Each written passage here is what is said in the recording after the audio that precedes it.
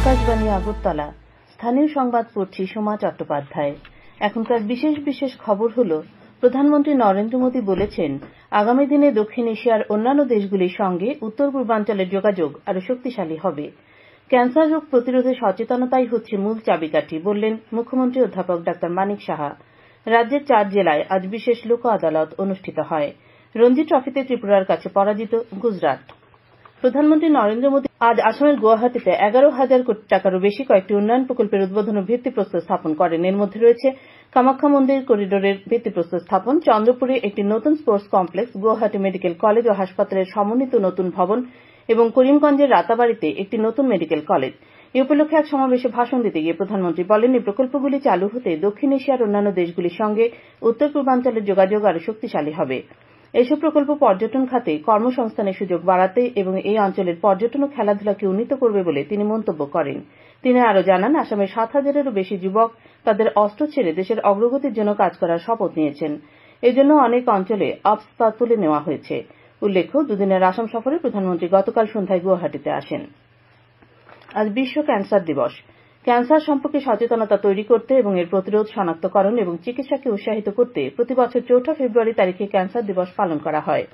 ব্যক্তিগত, সমষ্টিগত ও সরকারি উদ্যোগের সাহায্য নিয়ে লক্ষ লক্ষ ক্যান্সারের মৃত্যু প্রতিরোধ করা হয়। এদিকে রাজ্য, সরকারি ও বেসরকারি স্তরে নানা কর্মসূচির মধ্য দিয়ে আজ বিশ্ব ক্যান্সার দিবস উদযাপন করা হয়। ক্যান্সার রোগ প্রতিরোধে সচেতনতাই হচ্ছে মূল চাবিকাঠি। বিশ্ব ক্যান্সার দিবস উপলক্ষে আয়োজিত অনুষ্ঠানে মুখ্য অতিথির ভাষণে মুখ্যমন্ত্রী অধ্যাপক ডা মানিক সাহা একথা বলেন। আগরতলা অটল বিহারী বাজপেয়ী রিজিওনাল ক্যান্সার সেন্টারে আয়োজিত বিশ্ব ক্যান্সার দিবস উদযাপন অনুষ্ঠান আজ আয়োজিত হয়। প্রদীপ প্রজ্বলন করে মূল অনুষ্ঠানের সূচনা করেন মুখ্যমন্ত্রী।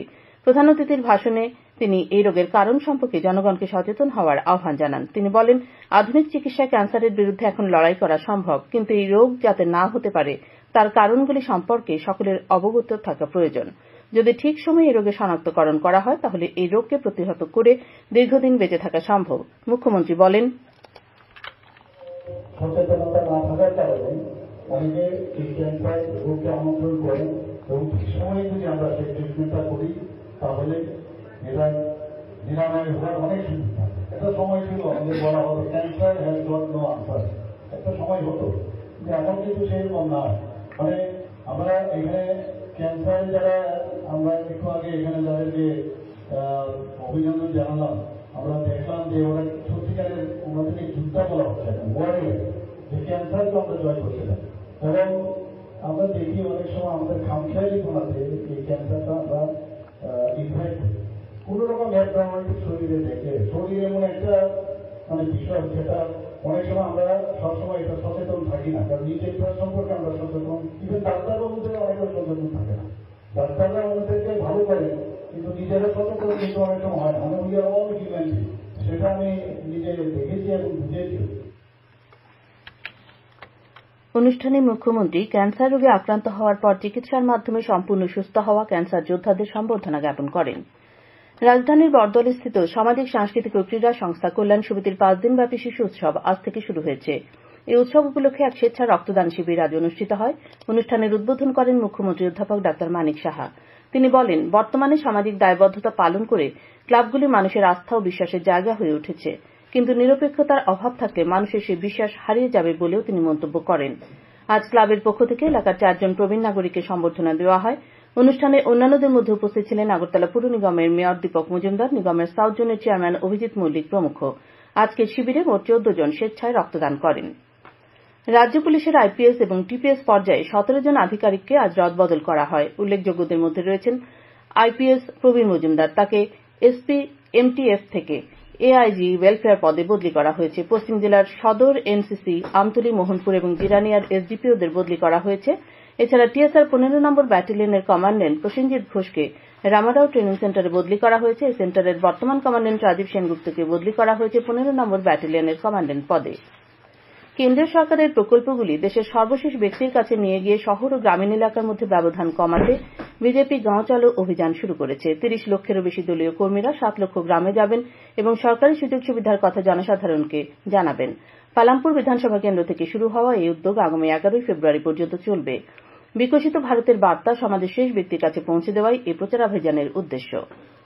শিলিগুড়ির সুন্দরবন জাতীয় উদ্যান থেকে ত্রিপুরার সিপাহীজলা চিড়িয়াখানায় নিয়ে আসা হচ্ছে পশু পাখিদের একদল নতুন অতিথি। তাদের নিয়ে আজ অসম ত্রিপুরা সীমান্তের অসম চুরাইবাড়ি ফরেস্ট অফিসে এসে পৌঁছন ৬ জনের এক প্রতিনিধি দল। সেখানে স্থানীয় বনকর্তা সঞ্জয় কুমার আহির জানান, ত্রিপুরার এই নতুন অতিথিদের মধ্যে রয়েছে 2টি রয়্যাল বেঙ্গল টাইগার, 2টি চিতাবাঘ, 4টে পাহাড়ি ময়না, 4টে সোনালী তিতির, 4টে রূপালী তিতির এবং 2টো ভারতীয় ময়ূর। বংশবৃদ্ধির জন্য পশুদের মধ্যে পুরুষ ও নারী উভয় প্রজাতি রয়েছে। এদিকে জানা যায়, ত্রিপুরা থেকেও কয়েকটি সিংহ সুন্দরবনের উদ্দেশ্যে নিয়ে যাওয়া হবে।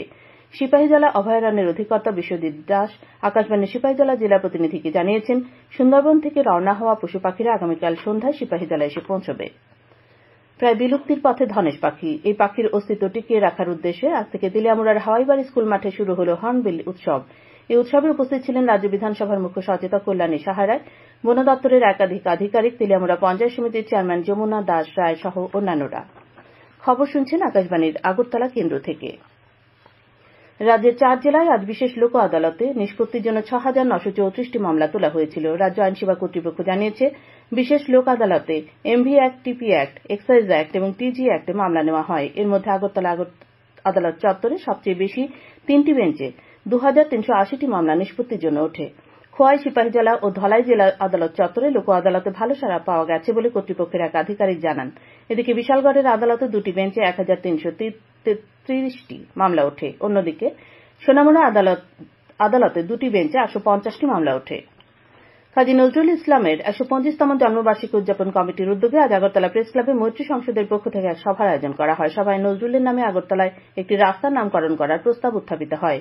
উদযাপন কমিটির চেয়ারম্যান আগরতলা পুর নিগমের মেয়র দীপক মজুমদার বললেন, কমিটির পক্ষ থেকে একটি সর্বসম্মত প্রস্তাব পুর নিগমে পাঠালে সে অনুযায়ী ব্যবস্থা গ্রহণ করা হবে। আজকের সভায় নজরুলের 125তম জন্মবার্ষিকী উদযাপন উপলক্ষে 125 জনের রাজ্যভিত্তিক কমিটি গঠন করা হয়। ত্রিপুরা বিজেপি প্রদেশ কার্যালয়ে আজ দলের ওবিসি মোর্চার নবনিযুক্ত পদাধিকারীগণ ও সদস্যদের নিয়ে সাংগঠনিক বৈঠক অনুষ্ঠিত হয়। বৈঠকে উপস্থিত ছিলেন বিজেপি রাজ্য সভাপতি রাজীব ভট্টাচার্য, শিল্প ও বাণিজ্য মন্ত্রী শান্তনা চাকমা সহ অন্যান্য কার্যকর্তারা। বৈঠকে ওবিসি মোর্চার বিভিন্ন সাংগঠনিক বিষয় সহ আসন্ন লোকসভা নির্বাচন নিয়ে আলোচনা হয়। আগরতলা প্রেস ক্লাবের সম্পাদক রমাকান্ত দে এক বিবৃতিতে জানিয়েছেন, কেন্দ্রীয় তথ্য সম্প্রচার মন্ত্রকের বিজ্ঞপ্তি মোতাবেক রাজ্যের কেবল নেটওয়ার্কে সম্প্রচারিত সংবাদ মাধ্যমগুলির ভবিষ্যৎ নিয়ে অনিশ্চয়তা দেখা দিয়েছে।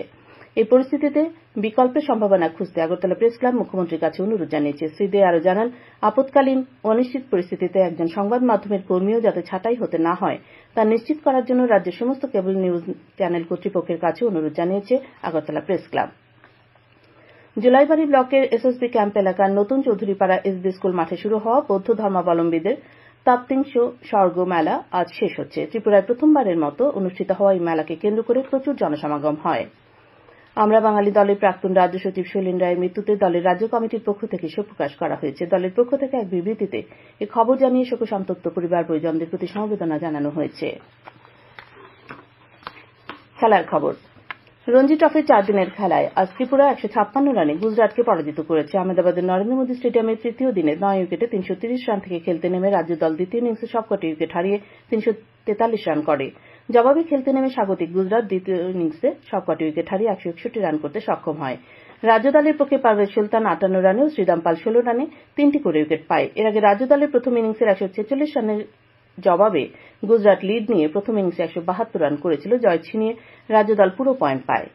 এদিকে কর্নেল সিকে নাইডু ট্রফি অনূর্ধ্ব 23 বছরের ক্রিকেটে ত্রিপুরা ও আসামের মধ্যে 4 দিনের খেলা আজ থেকে আগরতলায় শুরু হয়েছে। এমবিবি স্টেডিয়ামে অনুষ্ঠিত খেলায় প্রথমে ব্যাট করতে নেমে রাজ্য দল প্রথম ইনিংসে সবকটি উইকেট হারিয়ে 266 রান করে। জবাবে আসাম প্রথম ইনিংসে দিনের শেষে 1 উইকেট হারিয়ে 23 রান করে। তামিলনাড়ুতে অনুষ্ঠিত খেলো ইন্ডিয়ার জাতীয় যোগাসন প্রতিযোগিতায় আরো 3টি পদক পেল ত্রিপুরা। আজ আর্টিস্টিক যোগায় বালিকা বিভাগে রাজ্য দলের অর্পিতা সিনহা স্বর্ণ পদক, বালক বিভাগে অয়ন দেবনাথ রৌপ্য এবং ট্র্যাডিশনাল যোগার বালিকা বিভাগে ধৃতি দেবনাথ রৌপ্য পদক দখল করে। রঞ্জিত সিংহ রায় স্মৃতি নকআউট টেনিস ক্রিকেট টুর্নামেন্টের ফাইনালে চ্যাম্পিয়ন হয়েছে উদয়পুর ইয়ুথ ক্লাব। রানার্স হয়েছে রাজধানী আগরতলার রেন্টস রাইডার্স। প্রথমে ব্যাট করে নির্ধারিত 20 ওভারে 6 উইকেটে হারিয়ে 221 রান করে। জবাবে রেন্টস রাইডার্স সব উইকেট হারিয়ে 19 ওভারে 153 রানে শেষ হয়।